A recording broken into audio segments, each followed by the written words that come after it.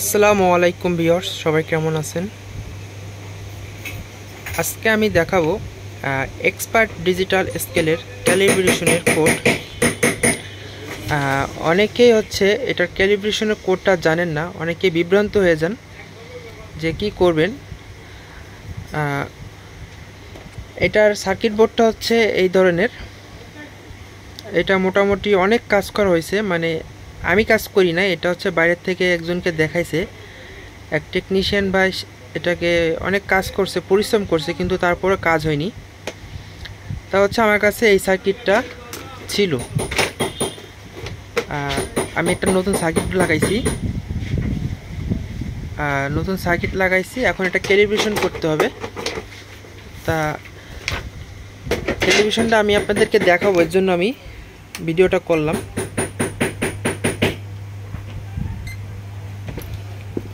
আচ্ছা, আমি যদি আপনাদেরকে একটা বাটখারা দিয়ে দেখাই তাহলে আপনারা জিনিসটা বুঝতে পারবেন।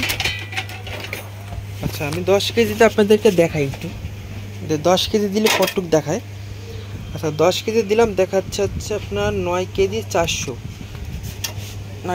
গ্রাম দেখাচ্ছে। এখন এটা ক্যালিব্রেশন করব আমি।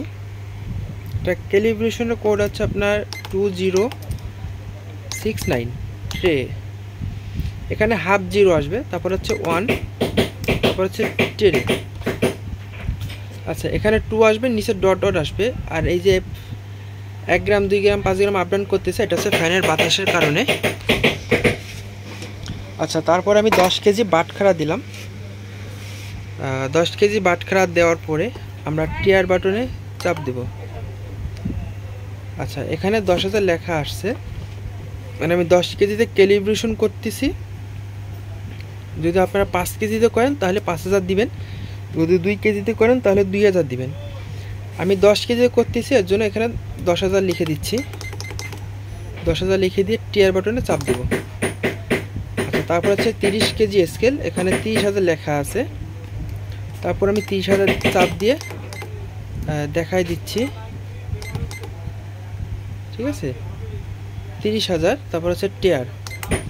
তারপর আপনি কত গ্রাম করবেন, যদি 2 গ্রাম করেন তাহলে 2 চাপ দিবেন, যদি 1 গ্রাম করেন তাহলে 1 চাপ দিবেন। এটা যেহেতু 2 করা আছে, আমি 2 গ্রামই করব। এবার 2 চাপ দিয়ে টিয়ার বাটনে চাপ দিলাম। এটা কিন্তু অ্যাকুরেট 10 কেজি হয়ে গেল। আপনারা চাইলে ঠিক এইভাবে ক্যালিব্রেশনগুলো করতে পারবেন।